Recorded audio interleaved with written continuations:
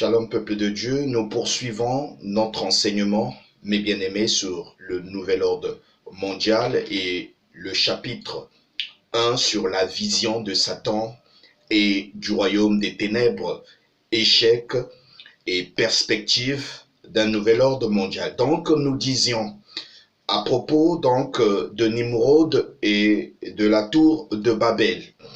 Et je souhaiterais que nous puissions lire dans le livre de Jean, chapitre 8, verset 44, il est dit ceci: vous avez pour père le diable, et vous voulez accomplir les désirs de votre père. Il a été meurtrier dès le commencement, et il ne se tient pas dans la vérité, parce qu'il n'y a pas de vérité en lui.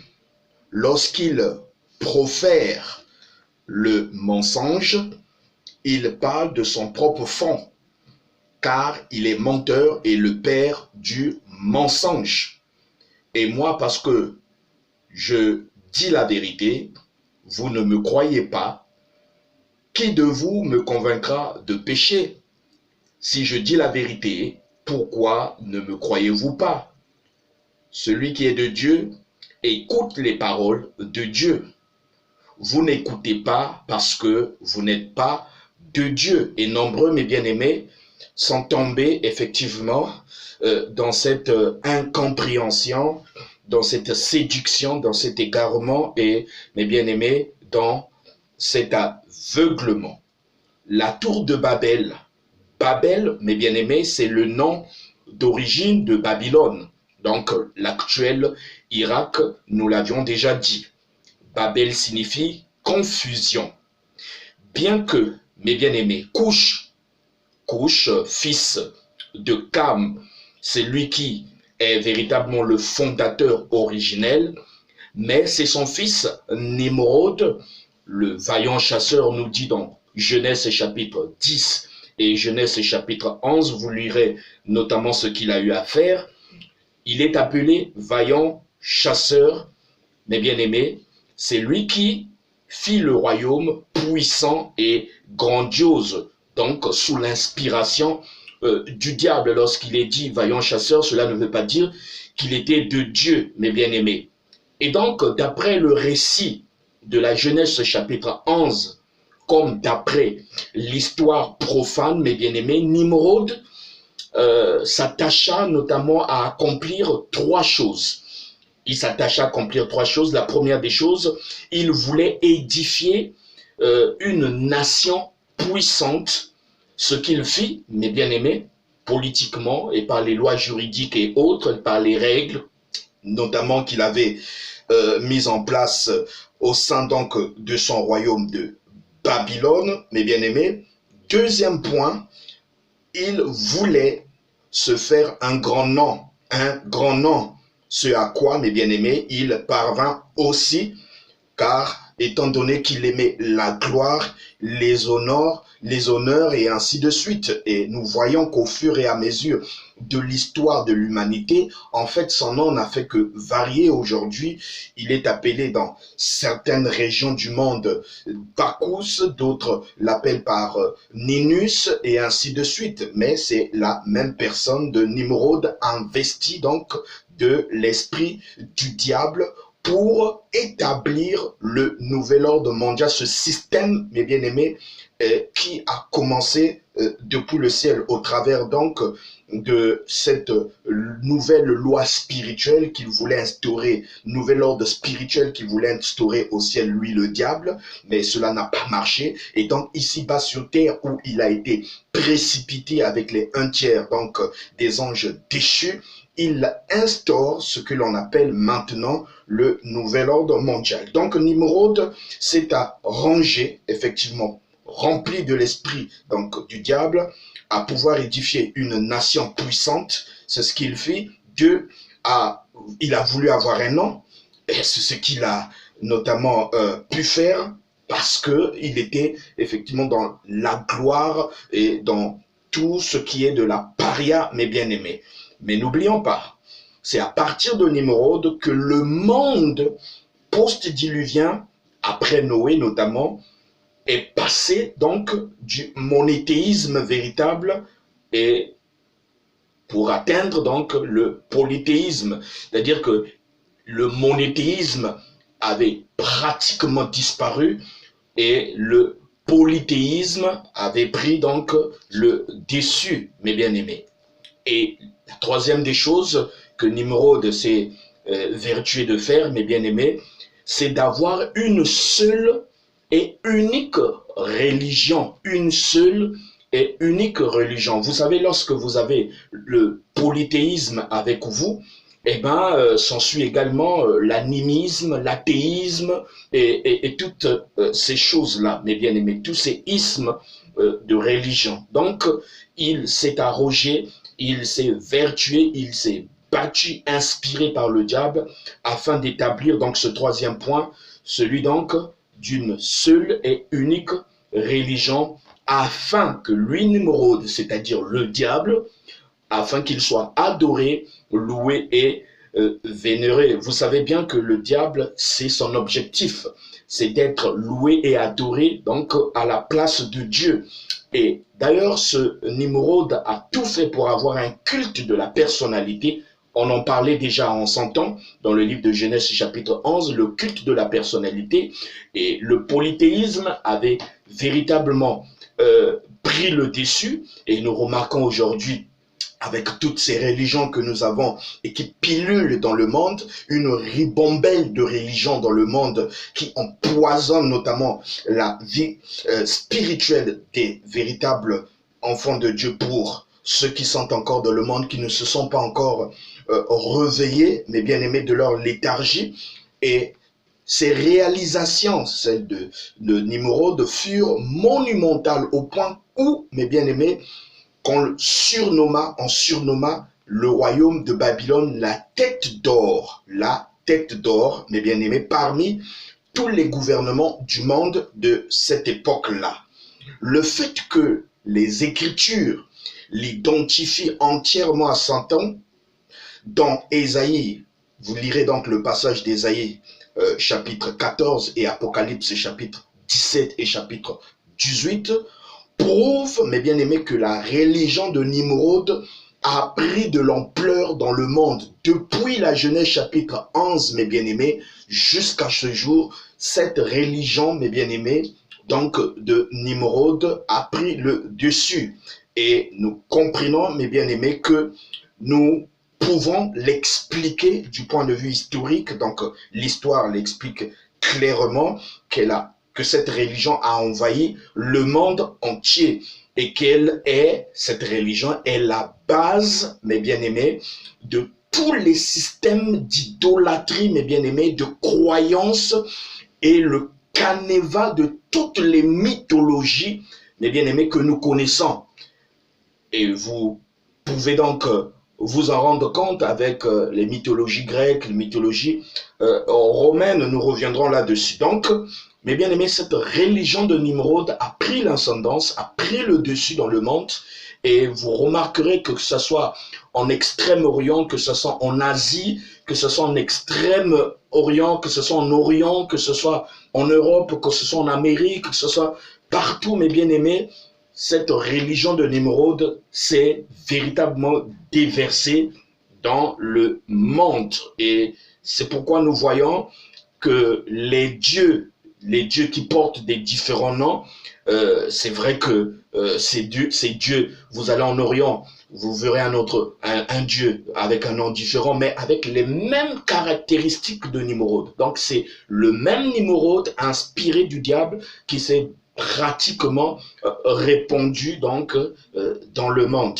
Et pour cela, comme le dit donc les recherches archéologiques, les recherches historiques, mes bien-aimés, et les dieux, ces différents dieux qui portent des noms différents, en fait, qui ne parlent que de ce Nimrod-là, en Asie, en Amérique, en Europe, en Afrique, mes bien-aimés, en Océanie, partout, selon les langues, selon les gens.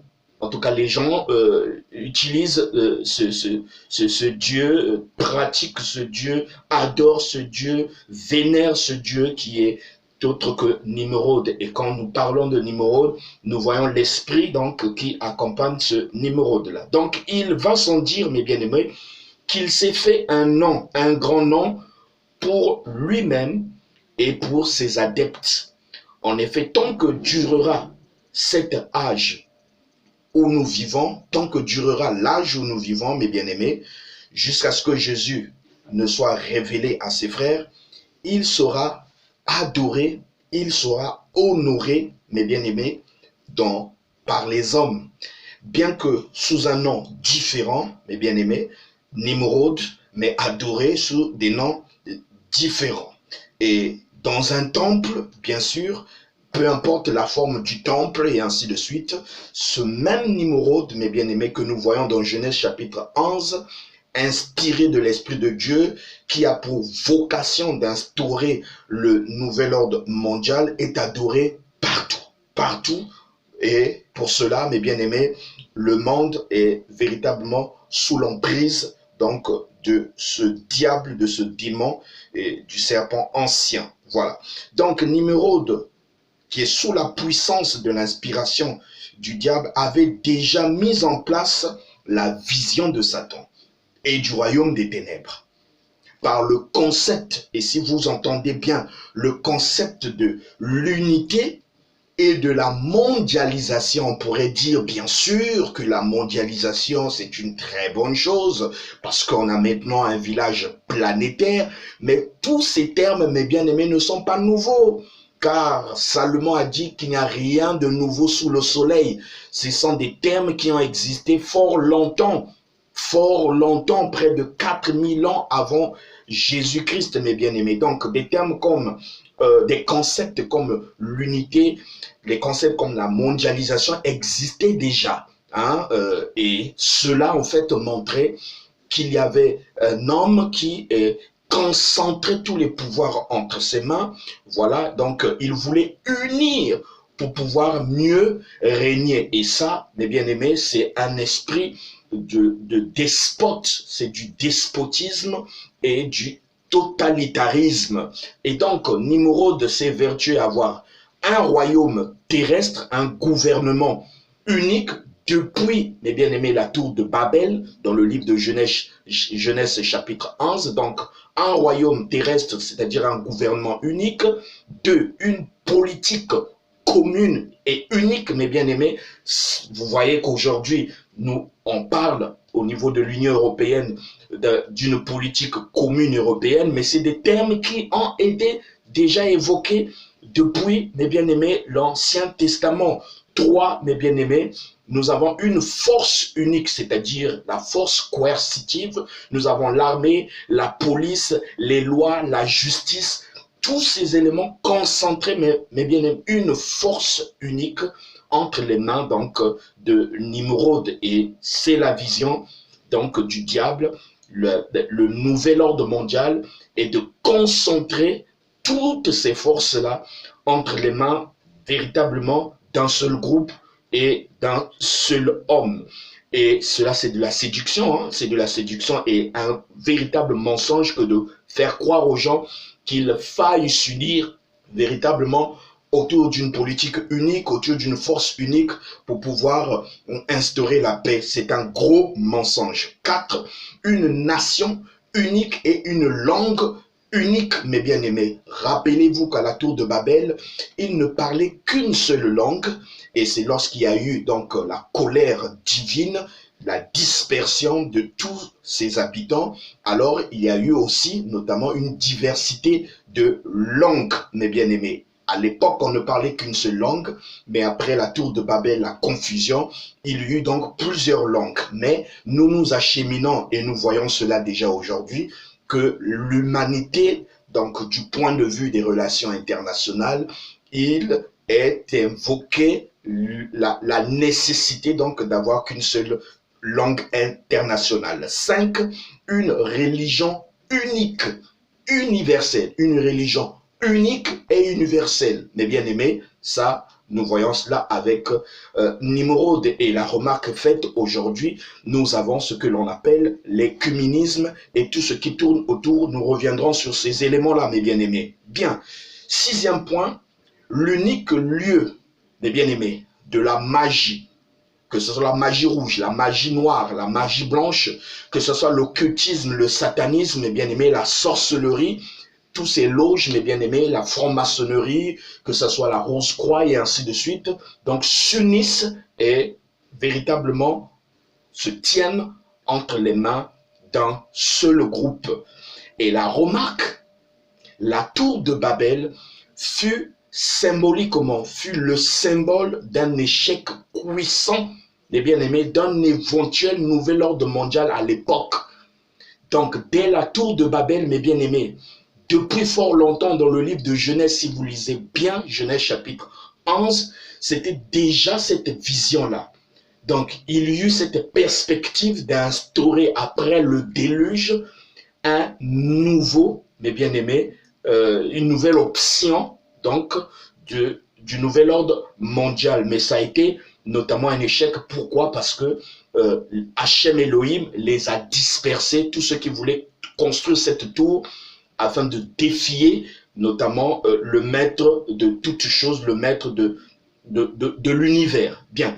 Et donc, mes bien-aimés, seulement, certes que la tour de Babel, donc la confusion fut installée, mais les perspectives donc, après la tour de Babel, les perspectives se sont plus élargies. Donc, nous voyons, mes bien-aimés, que les perspectives plus larges allaient s'ouvrir, plus, mes bien-aimés, les perspectives allaient plus s'ouvrir dans le monde. Donc, le nouvel ordre mondial qui n'a pas pu s'établir avec Nimrod, il y a eu confusion, mais les perspectives devaient avoir lieu et devaient s'étendre plus tard. Donc, aller véritablement prendre de l'ampleur au fur et à mesure donc, de l'histoire de l'humanité.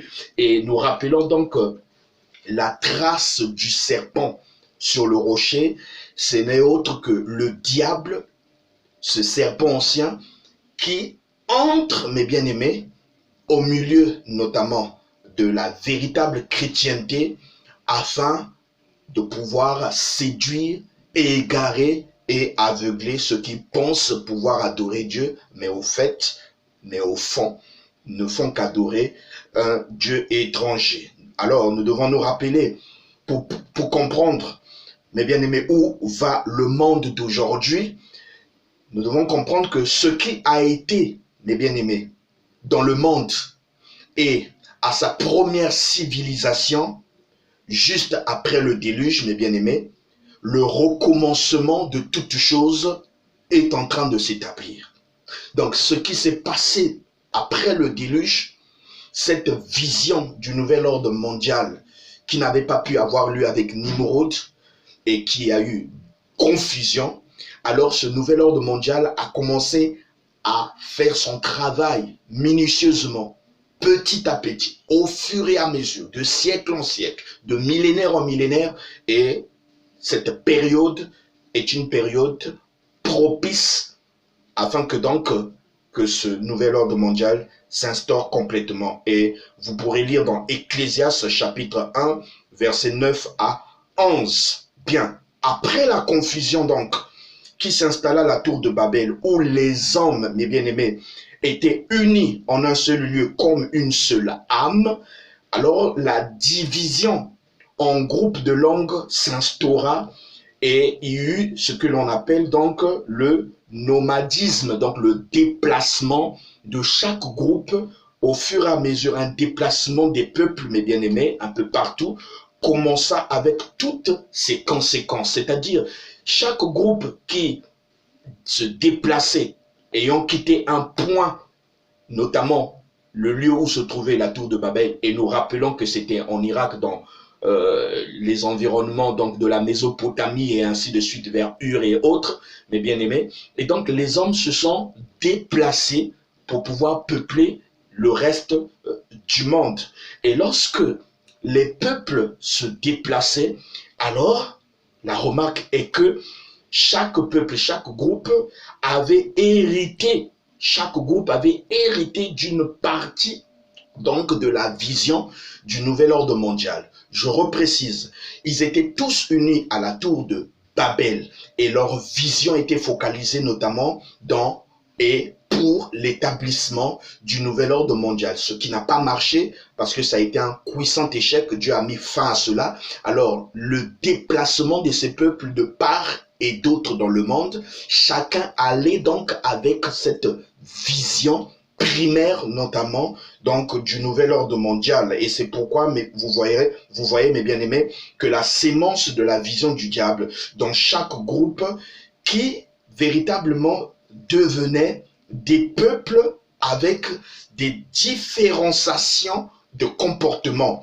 Et vous allez remarquer dans chaque peuple, dans chaque ethnie, dans chaque groupe, mes bien-aimés, un héritage véritable donc du nouvel ordre mondial par les danses traditionnelles que nous connaissons, parce qu'on doit se poser la question pourquoi tel peuple danse avec la tête, d'autres avec les reins, d'autres avec les pieds, d'autres différemment, parce que les danses sont l'expression donc des traditions, mes bien-aimés, des coutumes et des us et des mœurs de chaque groupe ethnique, de chaque tribu et ainsi de suite. Mais dans chaque tribu, dans chaque ethnie, dans chaque peuple, dans chaque race, mes bien-aimés, à l'origine, lorsqu'ils se sont dispersés, alors chacun est allé avec une sémence, mes bien-aimés, de la vision donc du nouvel ordre mondial. Le diable avait déjà donc mis sa marque sur ces tribus, ces langues, ces peuplades et ainsi de suite. Donc de plus en plus encore, mes bien-aimés, l'homme ou les hommes se sont éloignés de l'éternel Dieu. Je vous ai dit qu'il y eut au fur et à mesure donc une prolifération du polythéisme. Alors, la preuve en est que même le père d'Abraham, qui est devenu Abraham, Terach était donc le père d'Abraham. Alors Terach était un idolâtre, nous dit la Bible, mes bien-aimés, c'était un polythéiste. Et pour cela, nous nous rendons compte dans le livre de 1 Jean, chapitre 5, verset 9, où Dieu demande en sorte que l'homme puisse véritablement revenir à lui et se détourner de tout ce qui est idolâtrie, ainsi de suite. Dieu demande, et d'ailleurs c'est un étonnement, l'homme s'est détourné de Dieu pour adorer donc des dieux étrangers dans le monde. Alors c'est justement dans la maison de Terach, c'est justement là, dans la maison de cet idolâtre, de celui qui adorait plusieurs dieux, de celui qui avait détourné son cœur pour plusieurs voies, plusieurs dieux, mes bien-aimés, que Hachem Elohim a visité sa maison pour pouvoir notamment toucher Abraham, mes bien-aimés. Et Dieu a voulu commencer à traiter avec un homme ici-bas sur terre parce que Dieu a besoin d'un Merkava, d'un véhicule avec lequel, mes bien-aimés, il va se mouvoir ici-bas sur terre. Donc, Abraham est devenu l'ami de Dieu, un prophète de Dieu pour, mes bien-aimés, commencer à défier le diable en Mésopotamie, en Ur, en Chaldée, là-bas, chez les Charons, mes bien-aimés. Dieu a commencé à traiter avec Abraham et avec Abraham, donc, Dieu a poursuivi donc son projet divin. Ne l'oublions pas, nous sommes en face de deux visions. Nous avons la vision de Dieu, d'Hachem Elohim, son projet divin, et nous avons la vision du diable qui est le nouvel ordre mondial. Donc, d'un côté, Dieu a commencé à traiter avec Abraham, notre père dans la foi, qui, au travers de lui, nous avons deux lignées, nous avons les Juifs, mes bien-aimés, ce peuple choisi de Dieu, les Yéhoudim, et nous avons aussi les fils d'Abraham par la foi, c'est-à-dire l'épouse de Christ, vous et moi, qui sommes de la lignée royale, et notre père est aussi Abraham par la foi. Donc, des individus que l'Éternel va retirer, donc des goïms, des païens, c'est-à-dire les gens des nations, pour, mes bien-aimés, nous mettre à part. Dieu nous met à part, il nous a choisis parmi les païens de ce monde, les peuplades de ce monde qui sont dans l'idolâtrie, le polythéisme, les traditions, les coutumes,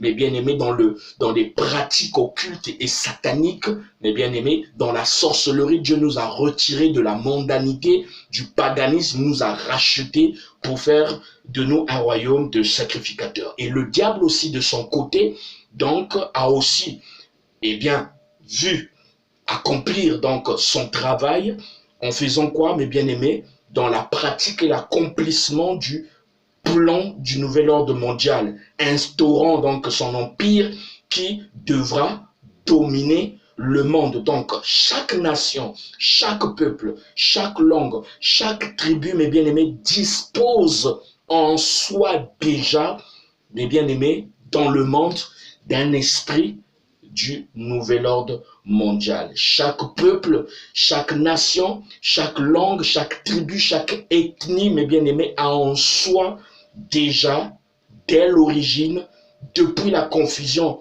donc de Babel, chacun d'eux a une sémence, un héritage, un esprit, mes bien-aimés, de la vision du diable, donc une disposition au nouvel ordre mondial. Et nous ne nous étonnons pas de ce que nous voyons aujourd'hui, les groupes ethniques et tous les peuples du monde et ainsi de suite. Il y a des sémences que le diable a sémées depuis, les bien-aimés, la tour de Babel.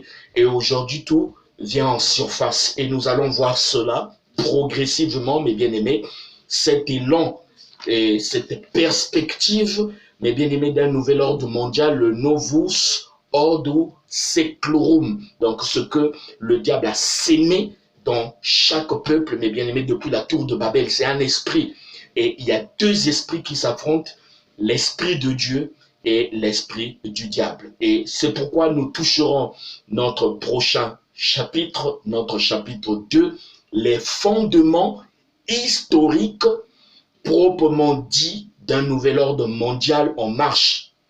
Chapitre 2, que nous verrons, mes bien-aimés, les fondements historiques proprement dit d'un nouvel ordre mondial en marche, mes bien-aimés, en marche. Il y a des termes que chaque enfant de Dieu, avec le discernement, devait comprendre les enjeux, mes bien-aimés, qui prévalent aujourd'hui dans le monde. Les termes comme en marche, les termes comme l'unité dans la diversité, mes bien-aimés, tous ces termes, ces terminologies, ces expressions, ces citations veulent dire beaucoup de choses et nous verrons cela au fur et à mesure de notre enseignement sur le nouvel ordre mondial et l'émergence ou la manifestation donc de l'Église des nations. Alors nous allons poursuivre avec notre chapitre 2, car le Saint-Esprit est notre enseignant par excellence, les fondements historiques proprement dit d'un nouvel ordre mondial en marche. Nous avons vu le premier chapitre et nous avons vu les conséquences en tant que telles, c'est-à-dire ce qui s'est passé au ciel avec tout ce désordre, ce chaos, cette guerre et ce qui s'est passé au fur et à mesure donc de l'histoire. Et nous allons au fur et à mesure dans la compréhension nette de ce que le Saint-Esprit, le roi Kodesh, veut nous enseigner. Que l'Éternel vous bénisse, shalom à vous et que le Seigneur nous assiste.